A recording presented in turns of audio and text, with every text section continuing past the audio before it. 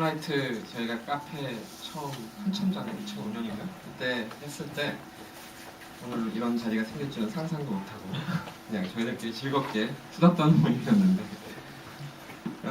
저는 이제 그 소아과 전문이고요. 서울대병원에서 애들 내시경 하는 의사입니다.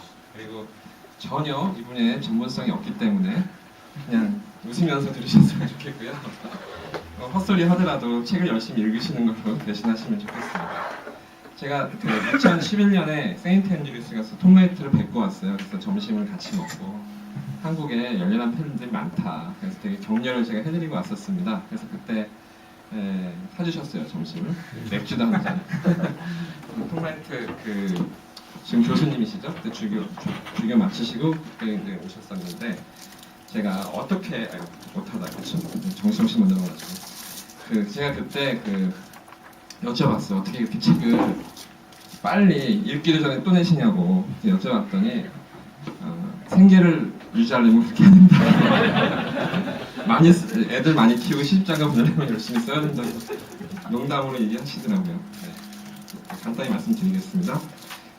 지금 3장의 내용도 아테네와 올빼미 또 세기 계속 세를 원래 이 톰라이트 주교가 상징, 비유 굉장히 중요하게 생각하고 원래 그 영국 안에서도 영국 성공회를 노동당이 이제 그러니까 하이어 처치 그 성공회가 이제 보수당 쪽에 많이 밀착해 있기 때문에 굉장히 뭐랄까요 비판적이고 성공회가 갖고 있는 많은 재산들이 있거든요. 옛날에 오래된 골동품 같은 많은 성들, 유명한 캐슬들, 뭐 더럼 성당도 그렇고 무슨 뭐 웨스트민스터 전부 엄청난 가격으로 치면 엄청난 골동품들인데 그거 이제 넘겨라 그냥 사회에 기증하고 관광장으로 쓰자 이제 그런 얘기들이 나왔을 때 톰라이트는 단칼에 자르면서 하는 얘기가 상징 때문에 필요하다 이렇게 얘기를 하거든요.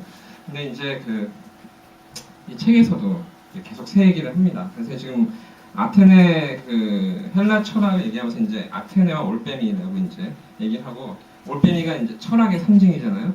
어두운 밤에 어둠을 뚫고 바라볼 수 있는 눈을 가졌다. 그래서 어둠을 뚫고 지혜를 바라보고 세상의 비밀을 볼 수 있는 눈을 가진 올빼미를 이제 철학의 상징이라고 보고 철학에 가야 될 발을 이제 올빼미가 상징하는데 그 내용을 이제 꼭 말씀드리겠습니다. 다음 주시죠. 보시면은 위에요. 소크라테스 그리스 철학의 대부죠. 그다음에 첫 번째 제자 플라톤, 그 밑에 제자 아리스토텔레스 비슷합니다. 그리고 바울 아마 바티칸 성당에 있는 바울 같은데 바울 비슷합니다. 왜 비슷하게 만들어졌을까 계속 말씀드리겠습니다. 그리스 철학 지금 로마 시대이긴 하지만 바울이 서 있던 시대가 로마 시대이긴 하지만 그 전에 헬라가 지배를 했었고 헬라의 문화가 그 시대를 지배를 하고 있었다는 거죠. 그래서 지금 톰라이트가 다른 강의에서도 말하는 것은 바울을 이해할 때 항상 산 정상에 서 있는 바울을 이해해라. 앞당은 로마, 뒷당은 헬라, 옆당은 유대. 세 가지 문화에 같이 섞여 있는 바울을 바라보면서 이해를 해야 바울 서신들이 이해가 된다고 설명을 하는데요. 그 중에 하나 이제 헬라를 얘기하는데 아테네의 전성기는 이제 주전 5세기 초 페르시아 전쟁의 승리를 맞이하면서 뭐죠?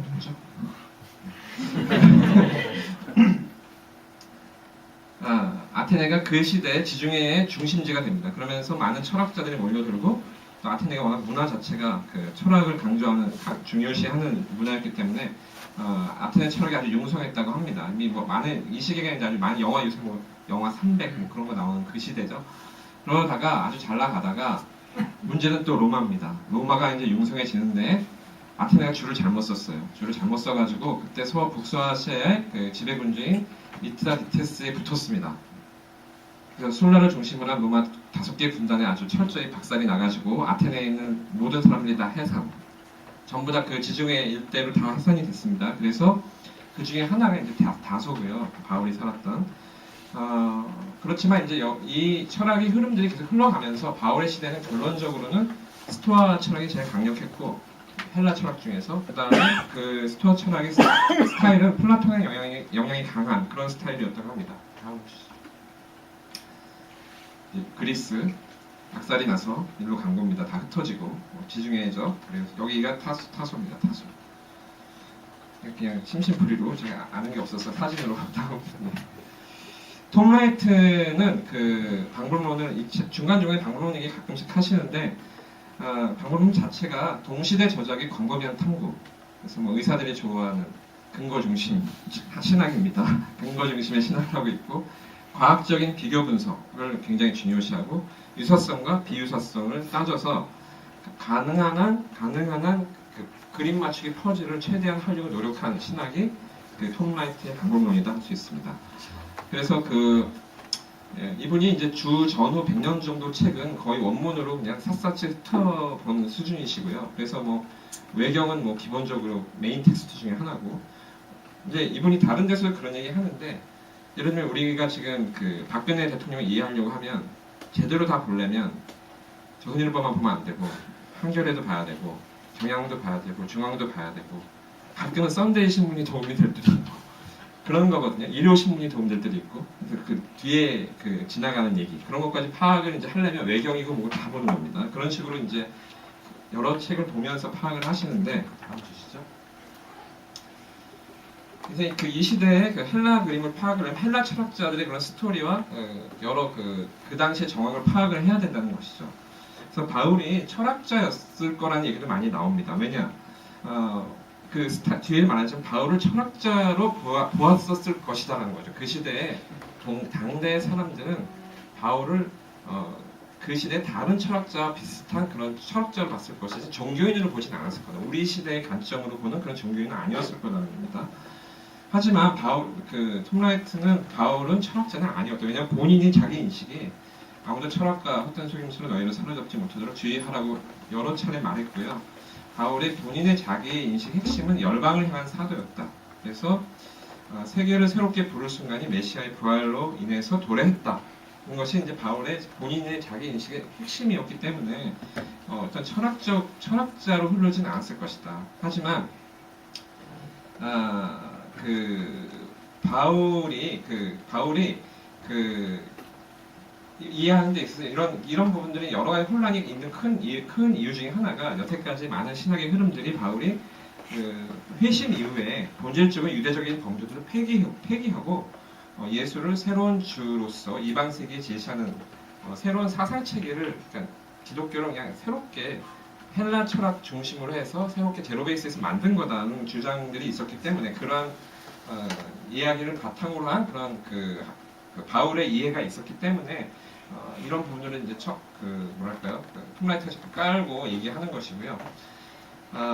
실제로 이제 톰 라이트가 말하는 것은 바울은 자기 주변의 문화로부터 모든 것을 이것저것 다 끌어들여서 자신의 목적을 위해서 예수로 인해서 새로운 것이 시작됐다는 새로운 유대교 전승이 새롭게 변형됐다는 것을 강조하기 위해서 사용했다는 것이죠. 그래서 유대적인 것이 폐기가 아니었다. 이런 것을 톰 라이트가 강조합니다. 그래서 바울이 서술을 하는 전개 방식은 기본적으로 정면 대결. 그래서 그 시대 문화에 대해서 정면 대결을 해서 예를 들면 뭐 이교도의 다신론에 대해서는 유대식의 유일신론을 강조했고 예를 들면 대표적으로 뭐 성윤리적인 관행 그런 것들은 정면 대결을 했고 하지만 변형도 적극적으로 활용을 했다는 겁니다. 여러 유대 철학 사조나 바울의 그 시대 로마의 그 시스템에 대한 이해나 그런 것들을 다 이용을 해서 복음을 변증하고 하는데 썼다는 것이고요. 또 이 책에서 이제 그 본문에서 얘기하는 것 중에 하나가 우리가 많은 오해를 가졌던 큰 이유 중에 하나가 기존의 그 종교 변화, 종교 변천사적인 관점으로 바울을 이해하고 기독교의 역사를 이해하려고 했다는 것이 큰 오류였다는 것이죠. 왜냐하면 바울이 그 당시의 포지션이 지금의 종교가 신학가의 포지션이 아니었다는 거죠. 어쩌면은 그 당시에 당대의 다른 철학자에 가까웠다. 제가 맨 처음에 그런 흉상들을 보여드렸는데 그 시대에 나왔던 흉상들을 보면은 바울에 대한 흉상들을 보면 철학자적인 모습으로 그렸다는 거죠. 그래서 철학이라는 것이 좀 말씀드리겠는데요. 다음이요. 고대 사회에서 철학이라는 모습으로 보였던 기독교적인 것들, 그 시대의 철학이라는 것은 사변적인 게 아니었다는 거죠. 그래서 실천하는 것이었기 때문에, 그리고 뭐 정치적인 것이었기 때문에 그 시대의 철학가들이 정치적이었다는 대표적인 사례가 소크라테스가 정치적으로 죽었잖아요.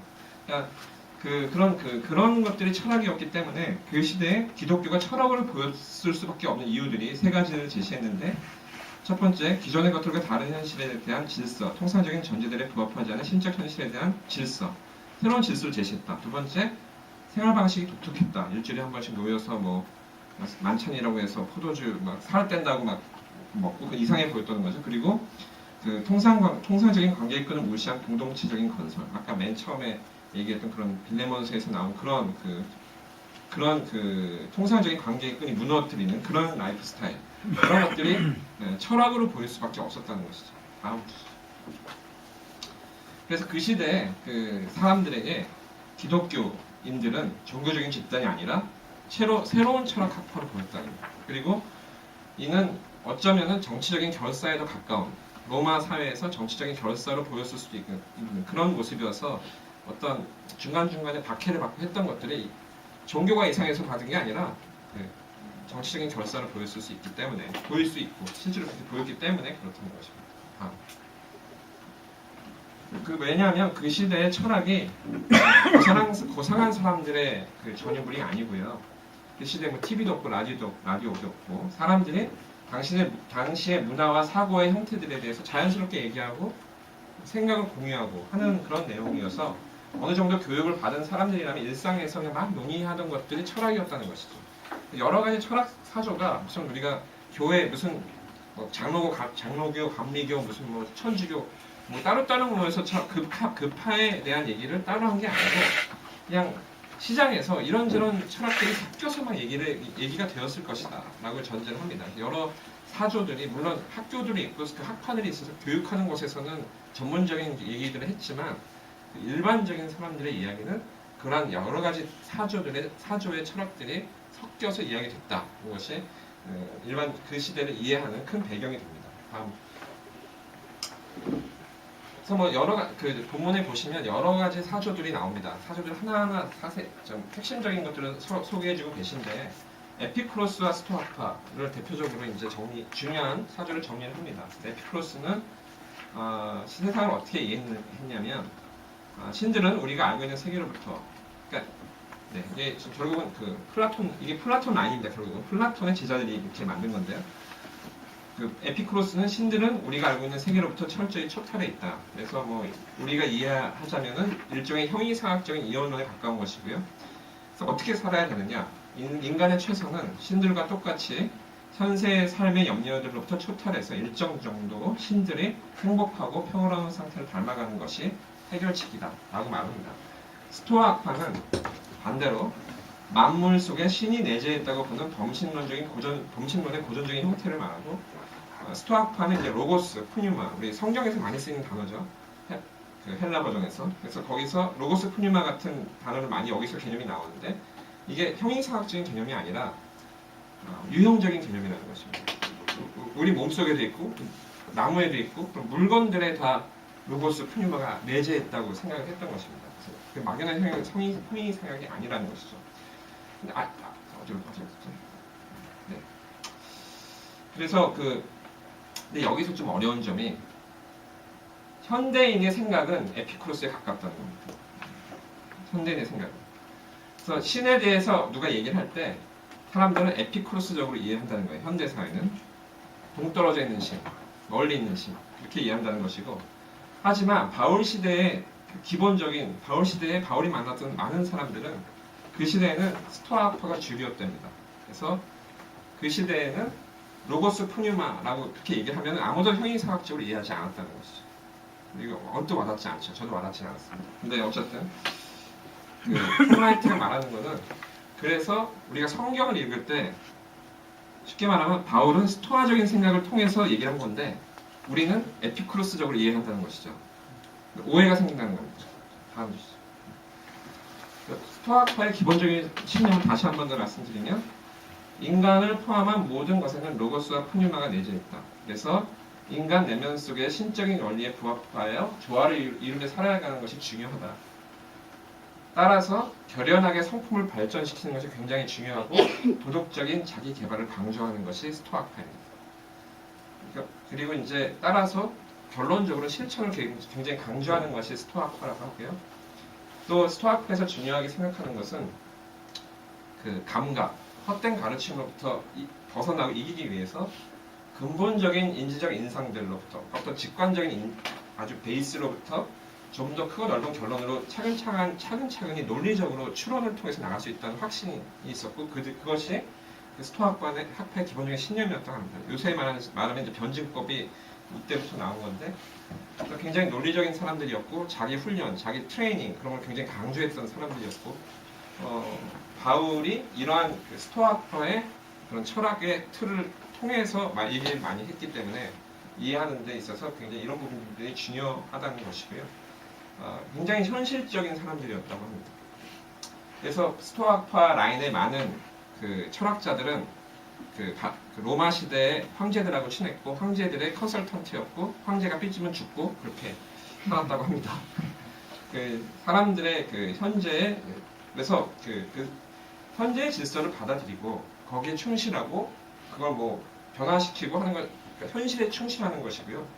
거기에 충실하지 못하면 이 사람들의 솔루션은 자살이었다고 합니다.